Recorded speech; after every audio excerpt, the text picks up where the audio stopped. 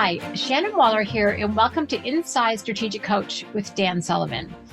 Dan, you made a comment the other day that I'd like to pick up on, and you said that I'm kind of a gap hunter, which I thought was a fabulous term. I've heard of lots of different kinds of hunters, gap not being one of them. And you really are. You are incredibly tuned and sensitive to anything that might put someone and their thinking into the gap. So let's jump in with, first of all, let's define what the gap is and talk about your mindset, because you have a really interesting take. And as I said, you're very sensitive to when people put themselves down. Yeah. Well, first of all, the gap is accompanied by another concept called the gain, and it's how people measure themselves. So what we're talking about is that we're creatures who are always creating something in the future for ourselves to aim towards, to improve towards. And there's a question of what it is that you're using for your measurement when you actually try to achieve a goal, because we all try to achieve goals, and goals are something that is bigger and it's better. And we want to improve to that. And it could be in any area of our life. It's 360 degrees. It's personal, it's business. So we're here and we start, and then we go towards the goal. And then at a certain point, we achieve the goal. And then the question is, what do you measure your achievement against? And there's two different ways of doing it. One is that you have a notion of yourself as an ideal. Mm-hmm. So you have a picture of yourself, the ideal you, and that motivates a lot of people. They want to be their ideal self, and they collect images in their mind about what that would look like. And then there's other people who measure backwards. So some people measure forwards. And the only thing when you achieve a goal that you can measure against forwards is the ideal you started with. The problem with it is that you're no closer to the ideal than when you started. And it seems to me, even though you made a lot of progress, it doesn't seem to you that you've made any progress. And you're disappointed and you're self-critical. Mm. You don't really get very, very much value from the achievement. Okay. I'll come back to that because it's really the gap part of it that I want to talk about. Other people achieve the goal and then they turn around and look backwards and say, well, where do I start? And even if they didn't achieve as much of the goal as they did, they sense, yeah, but I'm a lot further ahead than where I was. And they get a lot of value. They get satisfaction. Their energy goes up. They sense a new capability. They sense new confidence. So that's a good way to do it. Okay. Mm-hmm. And you'll be happy throughout life if when you achieve a new goal, you measure backwards from where you started. It's a switch in your brain. Mm-hmm. So when you say I'm a gap hunter, what I'm looking for is any way that people talk about themselves and they talk about their general lack of happiness or dissatisfaction with what's going on in their life. And immediately I know in some part of their thinking, they're actually comparing themselves to an ideal, which is not achievable.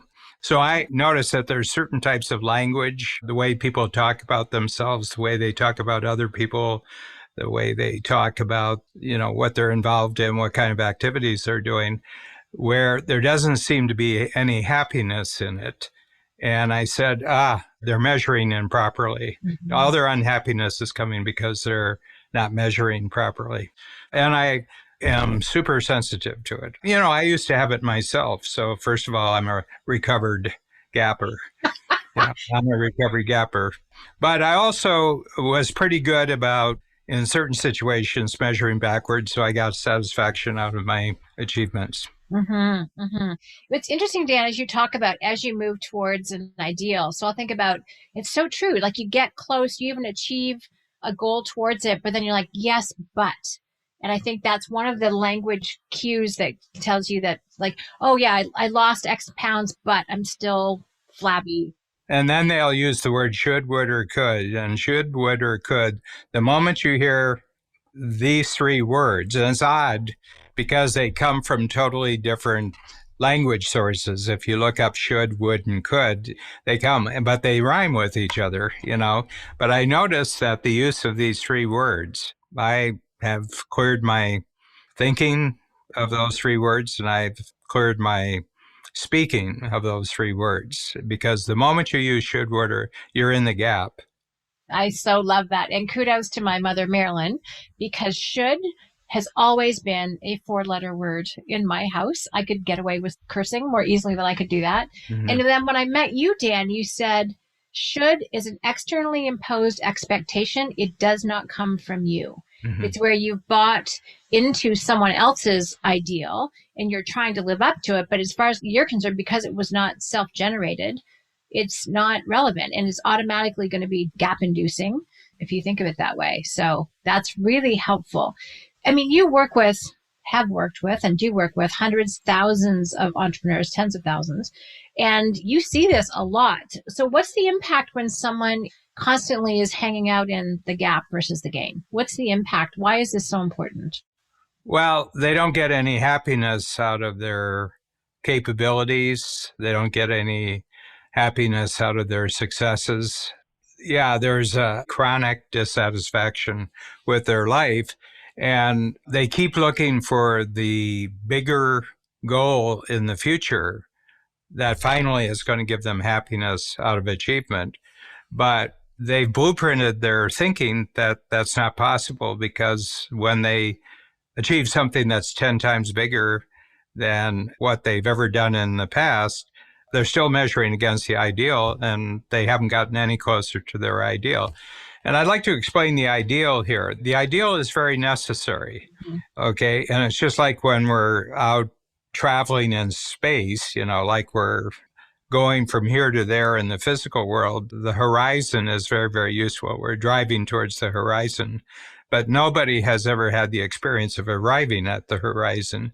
And I think it's something we learn early in life. That horizon, to a certain extent, is happening in our brain. It's not happening out there, because when we get to the thing that we thought was the horizon, it's just like where we were. But if you're judging, I don't see too many people chronically unhappy throughout their lives because they haven't actually reached the horizon. But I do see enormous numbers of people, and oftentimes very talented and very, very capable individuals and ambitious individuals, who are chronically unhappy because they can't reach the ideal. And the ideal is just a mental framework that, in the case of the horizon, allows us to deal with space, because we're spatial creatures.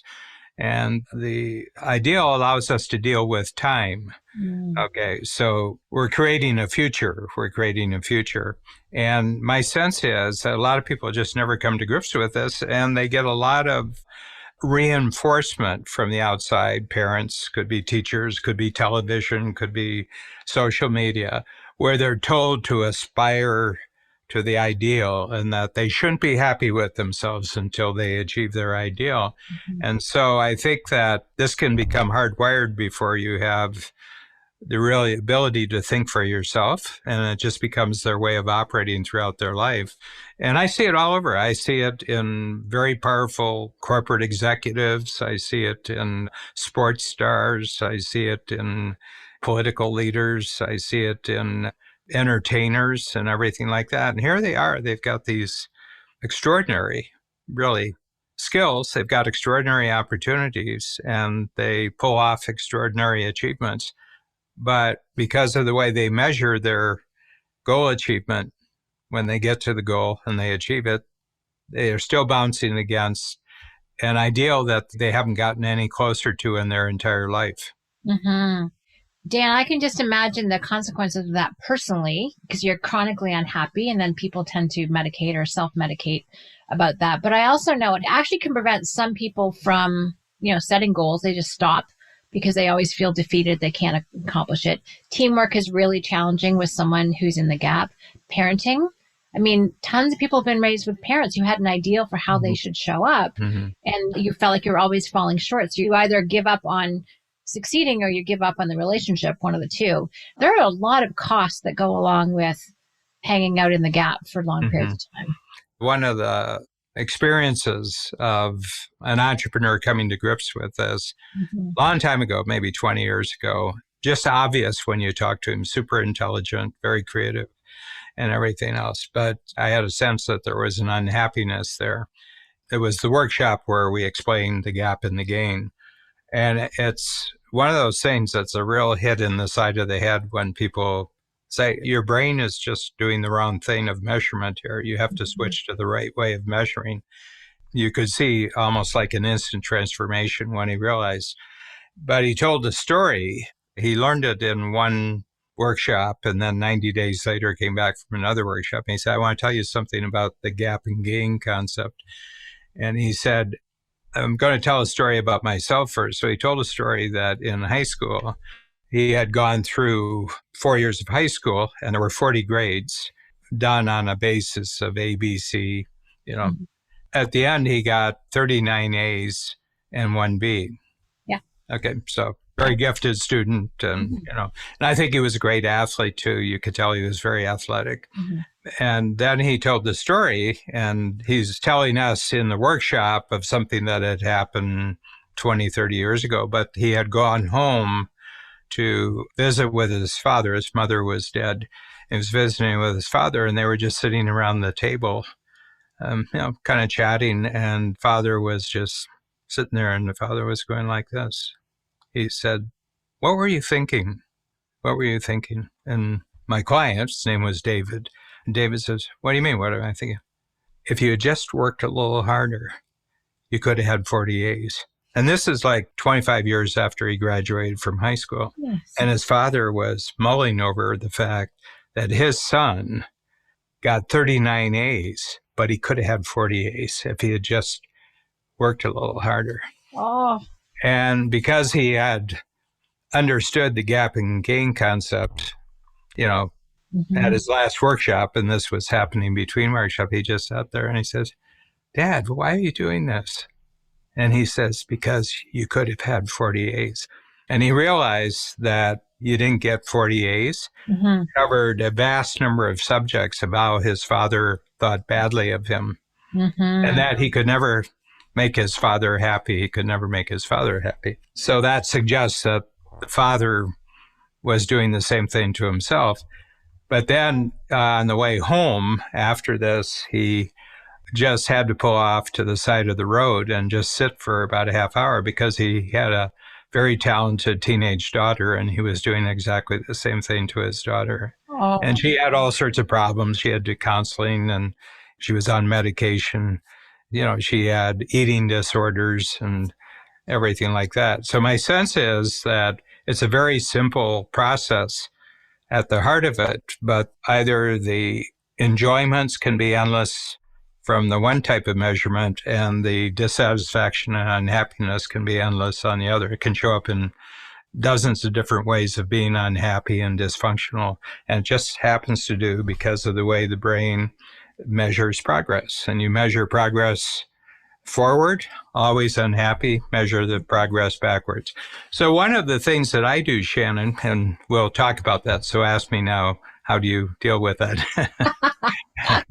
Well, Dan, that's a really powerful story. It gave me goosebumps. And I think we don't realize sometimes when we take that early training or learning and we pass it on to our loved ones.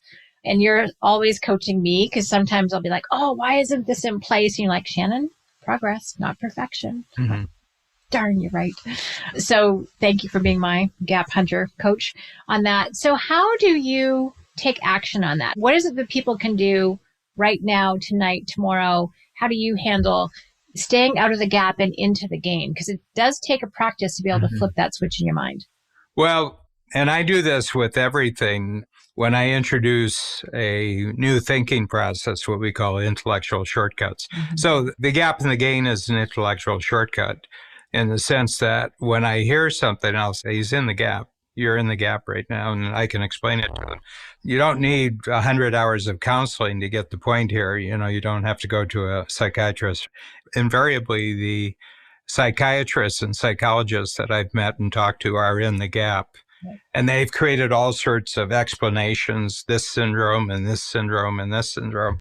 But they're missing the fundamental point that it's about how you measure achievement and progress. It's a misreading. It's a mismeasurement, if I can coin a new word there. So the thing that I do if I'm introducing a new concept and skill, I'll say, I want you to go back and identify 3 experiences in your life where the thing we're shooting for here, you've already done it. You've already been successful in these 3 experiences. And if you've been with me for a long time, you've had dozens and hundreds of your past experiences identified. You've taken a look at it, and you've seen that in those experiences, you move from here to here, and basically you are today because of the progress you made in the past. And it takes up individuals' appreciation of their past experience. Mm-hmm. I mean, they can get the concept real fast. Intellectually, they can get, but it may not be in your wiring.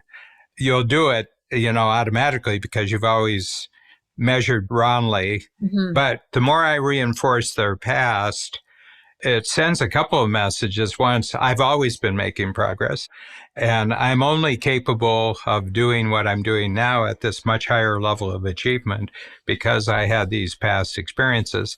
But the other thing is it tells them what's going to happen in the future, that they're also going to have progress in the future. And they've got a chance today to set a goal where they can get the same kind of achievement that they did in the past. On the one hand, you have to give them a framework and intellectual shortcuts.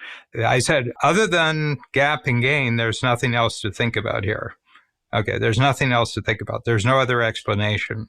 Okay, you're unhappy because you measure forwards against the ideal. You're happy because you measure backwards to where you started and you see the progress.